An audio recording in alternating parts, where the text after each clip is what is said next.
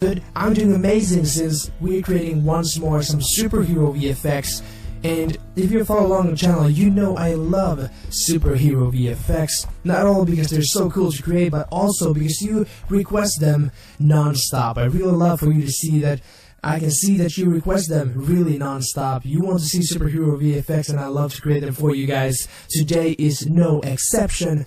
Today we're going to create the Ant-Man shrinking effect. And the good thing about this effect, this is a pretty mediocre effect. You don't have to be super advanced in Adobe After Effects to follow along, and you will get some pretty cool results. And talking about results, you probably want to see what we're going to create today, so here's a little video clip to give you guys a hint.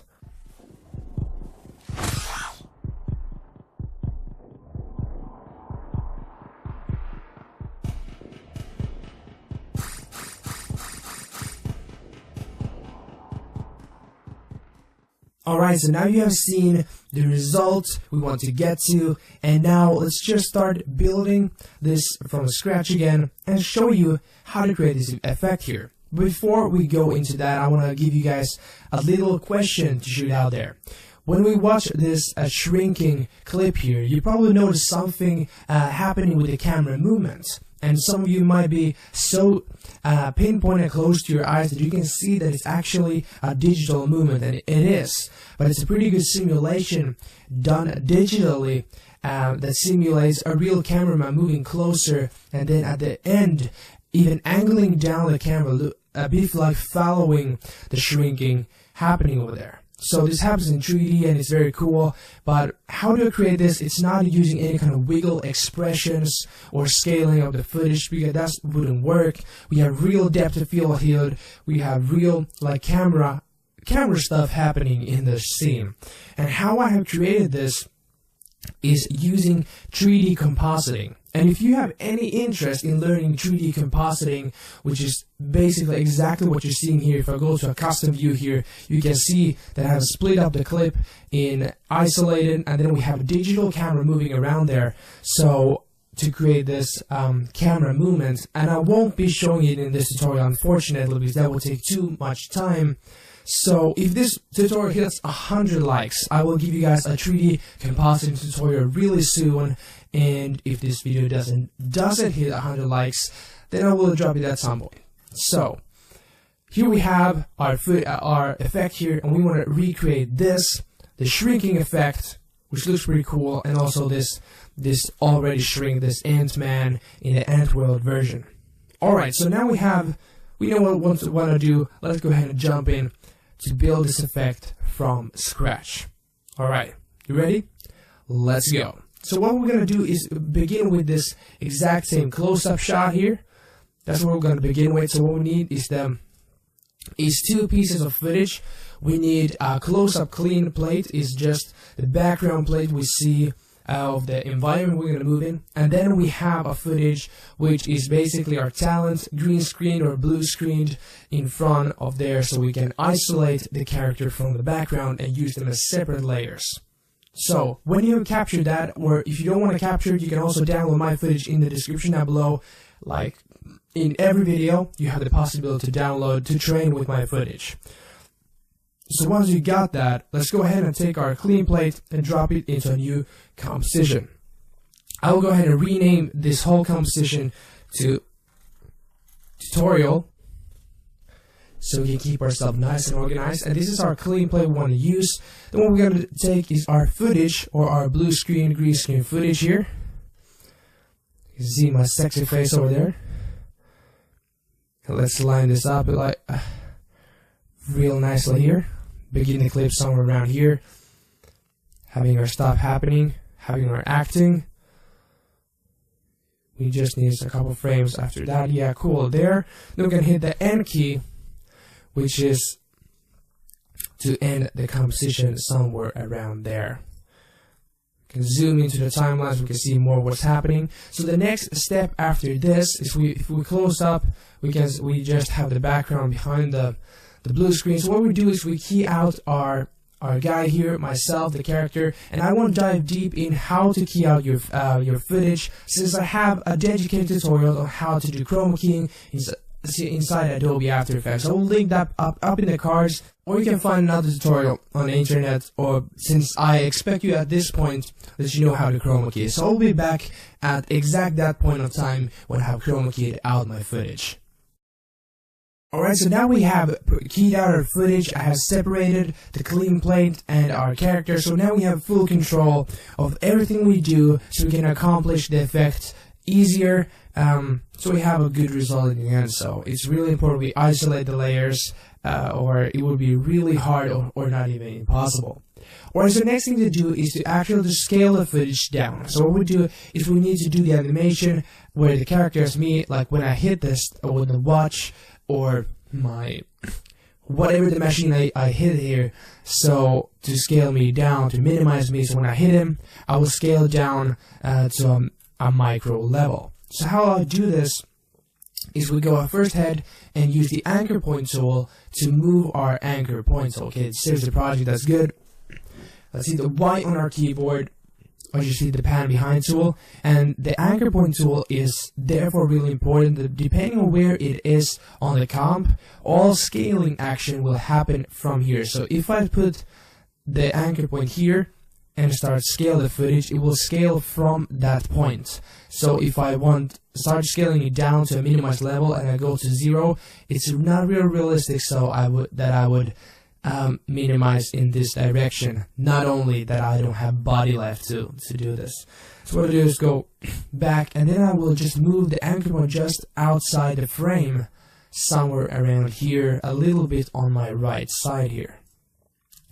So when I do, the scaling down will happen down outside the frame. So that's really good. Alright, so let's go back here.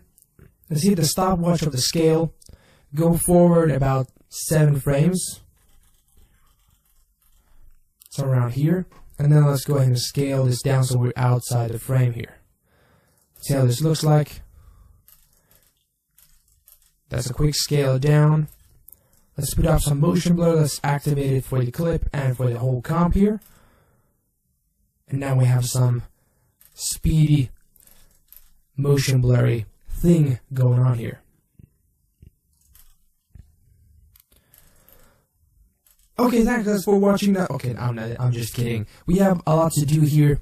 So the thing we have our scale, which is our base effect, which is true, but now we need the ghosting to happen, the white outline stuff going on. So how we do this is we go ahead and duplicate our footage here.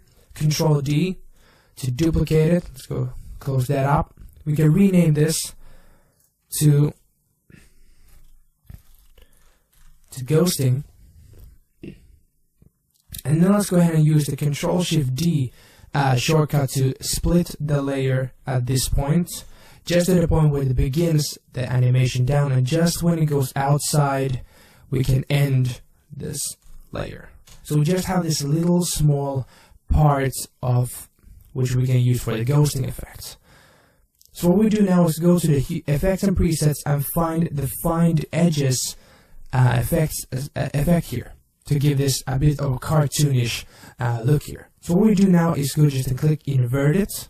We just want to find all the edges to give our effect some life here. Then let's go find the tint effect, which makes things black and white, real nice. And then we go find the curves adjustment layer.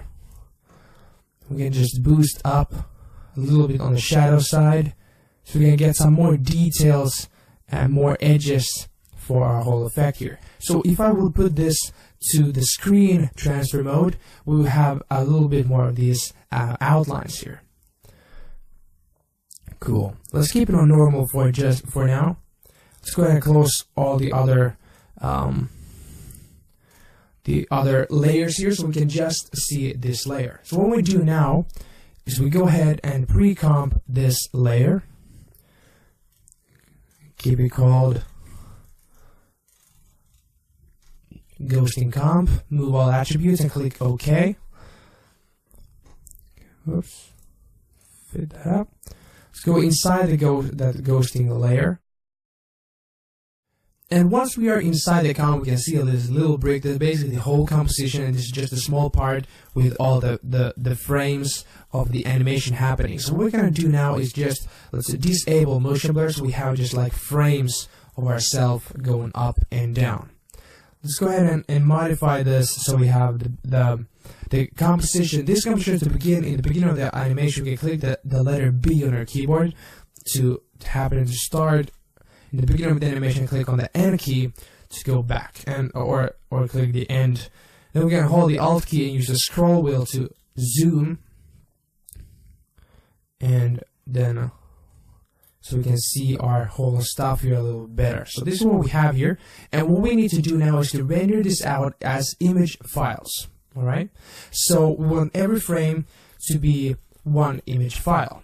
And the easiest to do that is to render it out as a Photoshop sequence. This is really easy what we do, so don't have to stress out. So what you do is you click on Control M to go up to the render queue. Keep the best settings. You go for a lossless and take the format to Photoshop sequence. Click OK. Then have some place you want to find it. Let's make a save in a subfolder. This is for my example I showed you in the beginning. So let's call this tutorial ghosting. Click save, hit render. Boom, we have rendered it out. Let's go back to the project. Let's find our resource menu here. And here we have our ghosting comp. So let's go ahead and drop those in as individual files. Not as a sequence file, as individual image files. So we have that right here. Let's go back to the tutorial. Yeah, good. And we have the animation beginning here.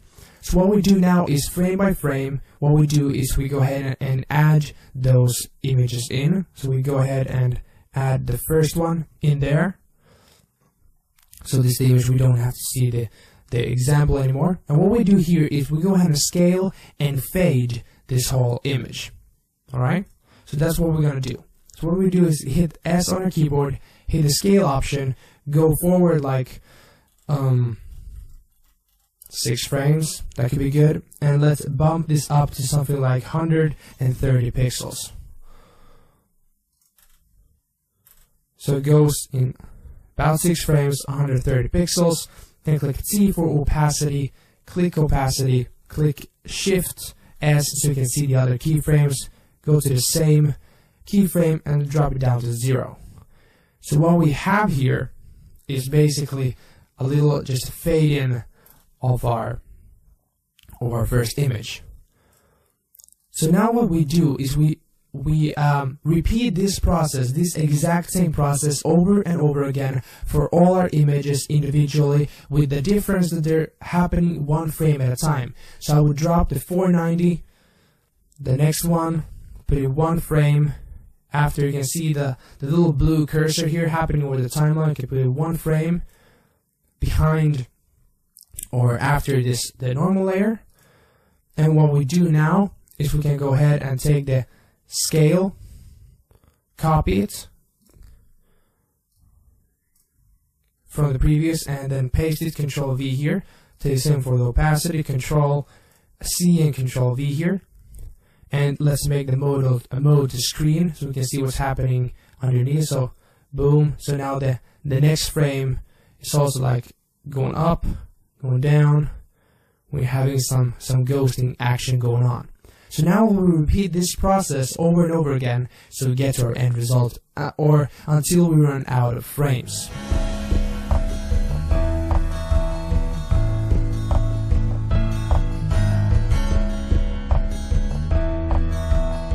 And also a good thing to remember is also the positioning of the anchor point for this scale option, because you will see it looks pretty weird if every image has the same exact comp size and anchor point, even though they look different from each other. So it looks like it's happening a really weird ghosting effect here. It's like a wave, and that's not really what we want. We want a little bit of difference. So what we do is we go to the first frame and take our pan behind tool, put it somewhere here in the middle, somewhere around here at the bottom of the back, and let's go to the next one, do the same thing here. Let's go to the next one, so somewhere around there. And once you have completed, if we go ahead and redirect this for a short period of time, we can see that we should have something like this. So this is our ghosting thing we're having going on here. So it looks pretty good. Good, awesome. So when you have that, what we're gonna do now is we can go ahead and take the tutorial, all the frames here, and then we pre-compose them and call this ghosting. Click OK. Then we can go ahead and delete the ghosting comp. We don't need that anymore. And let's just find this. Zoom out. Let's have the whole comp again active. Let's unsolo the layer and put it on screen. So what now happens when I hit that and comes the animation, when I hit that watch, it should, yes. So we animate down and we have the ghosting effect happening. Looks pretty good. Nice. So now the whole, the main part of this tutorial is completed, but let's go ahead and stylize this a bit before we move on to the wide shot. Okay, so for this ghosting layer, we can add some effects to give it some more turbulence and some more effects happening. So what we go ahead and find is turbulent displace. It's a really good effect for this thing. Let's go take it to twist, the mode. So let's take the amount, something like 30, and the size to something like 14. Something like that. You can play with the evolution and complexity. I usually like to give some complexity to it, not too much, just a touch. Let's go ahead and give it some evolution going on. Move to the end of the comp and give it something like 180 degrees of evolution. So we have something happening with the. It just gives some turbulence to the whole thing here. Maybe we can pump that up to something like 2. And after this we can add something like a directional blur just to give it some, because we can't add the motion blur back in since we're not animating anything. It's just images happening next after another, so we can't like give it some motion blur, but we can add some fake motion blur by adding some directional blur. So what we do is to point the direction to the general direction of where we're shrinking, so in my case like -7, and then just give it some blur length, something like 10 pixels. See how this looks like. Yeah, it looks pretty good. Now the only thing we do now is to add one frame of white, a white solid that covers the frame. That's actually something that happens in the movie itself when they change from a real action character, acting character, to a CGI character. It's just like a super flash, but it's from the movie, so it gotta be right? So let's click Control Y for a new solid. Let's call this white flash. That. Let's go ahead and trim it down. Close that off. Let's find the point when I hit the watch right there. Delete that. Let's go 1 frame forward. Delete the rest. We can also, for organization's sake, trim the ghosting comp, so we don't have a massive part here, which we don't see.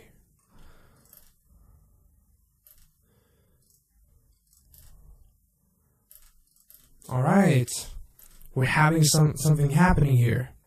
So this is pretty much the whole effect, the shrinking effect what's happening in the movies. And always you can go and speed this the animation up, and you can change anything about the ghosting if you want to. I just find this looks pretty nice. But the things that really adds to the effect is, of course, the camera movement here. It looks pretty nice, but this is exactly the same method I used in the original example here. Alright, so go ahead and close the ghosting comp, and what we do now is let's go ahead and move and try to recreate this shrinking scene. So really quickly to show you some tips and tricks on how to do that. So let's move on to this.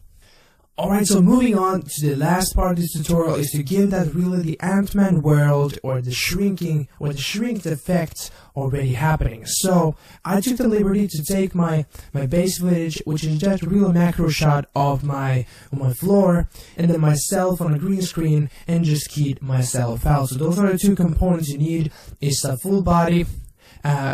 I like the full body look since it gives really the Ant-Man look there. The full body green screen of your acting, and then your base layer. And you can also download this in the description if you want to use my footage as reference. It's not the best shot of green screen, but it works and serves its purpose. So let's go quickly over how to blend this in nicely. So the thing is to do is we have here on our footage, on our clean plate here, we have the part which is in focus, the sharp part of the image. Rest is really blurred out. So let's go ahead and move the anchor point with the pan behind tool, Y key, or hit the button over here, and then let's move my body to that sharp point there. Now let's scale it down myself to the size we want myself to be in. I found like 37 works pretty nicely. Right there. Then what we do is to give it some color correction to match it to our scene, because I'm really contrasty in the difference to the environment here. We can do something really quick, like adding a curves adjustment layer here to our wide footage, and just dump in some shadows back up like this. And that just blends it in a little bit more than just having this really contrasty looking stick guy in the middle of the floor. So this looks already a lot more blended in. Then what we do here is we can go ahead and add a shadow to our character here. And what we need to do is to go ahead and duplicate our layer here with Control D. You can close key light over there. Let's take the bottom layer. Let's rename it with here in the return key and call this shadow. Let's make it 3D, like that. Let's go to the rotation, take the X rotation down to the floor, and then the Z rotation down to the side. Why I'm going to the side? Since the light is hitting me from the left side, so naturally the shadow should be on the right side. So really pay attention to those small details, because those add realism to your VFX shots. Okay, let's go to the VFX and presets to find the drop shadow effect there. Take the drop shadow, put it on the shadow layer, and click shadow and enable shadow only. That will make it entirely black. Let's zoom into the clip here. We can go ahead and soften it up real good, or maybe drop the opacity just a touch. But the good of using the footage itself is when I do my movements, they are matching. It's like a real life shadow. So that's why I really recommend for you to use the footage's shadow or layer. But then we can see this, because the footage is a bit soft, and scaling down a high resolution or a higher resolution footage makes me look really sharp, and I don't want to be that sharp. So what we do is find a fast blur effect. Let's go to fast blur legacy and give me like 3 pixel blur there. Nope, that was the shadow, my bad. Let's take that away. Let's take the fast blur, put it on the wide footage right here, and take the blurriness and give it a 3 pixel blur there. That looks pretty good. We can even give it a 5 pixel blur. No, 3 wasn't really good, just to soften it up a little bit. So let's go back to fit here. If we take a small preview what's happening here, that I am small, I rise up, and also the fast blur really covers up maybe some of the small imperfections in your keying if that didn't go perfectly well. And then we can see the shadow doing a nice thing and moving up to my movements here. Alright, so we are really close on having this effect done. What we're going to add is some elements here and also some camera movements. But let's go ahead and add that camera movement to begin with. I think that looks really nice to have a little camera movement happening. So let's go ahead and select all our layers, pre-compose them to shrinked tutorial, like that. Let's go to the beginning, hit A for anchor point. Alt click the stopwatch, type in wiggle. So now we're using the wiggle expressions, open parentheses, once a second, comma, 4 pixels, or the amount of 4, having just little shake there. Right. Let's go ahead and click on R for rotation. Alt click the stopwatch, again wiggle. This time once a second, comma 0.5 pixels, a really small amount of rotation. Okay, that was a comma. So point. Have some rotation happening also. That's quite a much rotation. Let's drop that down to 2. Nice, a really subtle amount of camera blur. But when you're working with wiggle and moving the composition, you can see the composition is ending at a point of this video. We need to cover that up. We could scale the footage, but then we'll lose quality. So in this case, I really like to use the effect motion tile. The effect motion tile, put that on our shrinked out element there.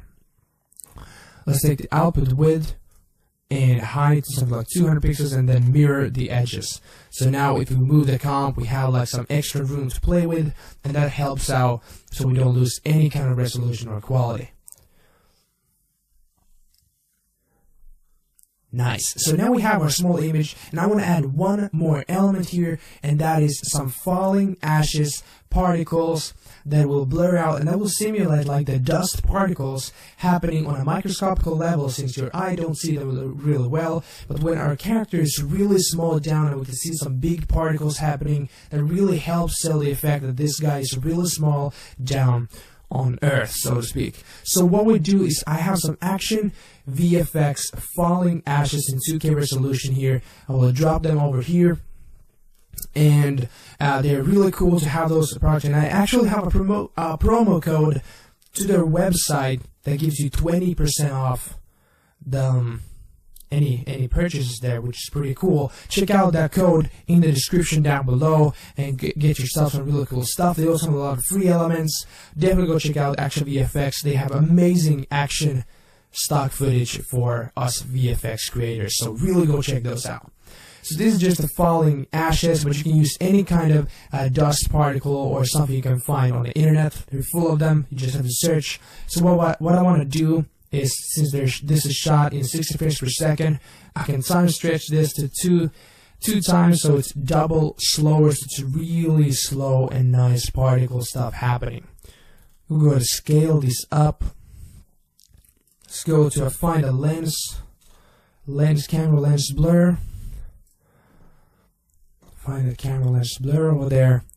Let's take the hexagon to a decagon, whatever. That sounds like a Megatron enemy. Now let's blur this out so we have like this bokeh thing happening. And then we're going to drop the opacity down to something like 40%. Let's take a quick preview here. Alright, so once we have got that preview, we are pretty much done here. We can see some really cool macroscopic happening. We see the ashes, like the dust particles that we simulate here. They look really good at this small level, so it gives the illusion that we're real small here. And then we have a really convincing shrunk down effect here. So we have created two cool effects in one tutorial here. So what we do now is just you add your favorite color correction and color grade, add your sound effects, and then you have a pretty good effect in your hands right there. So that wraps up this tutorial pretty much. I like this video.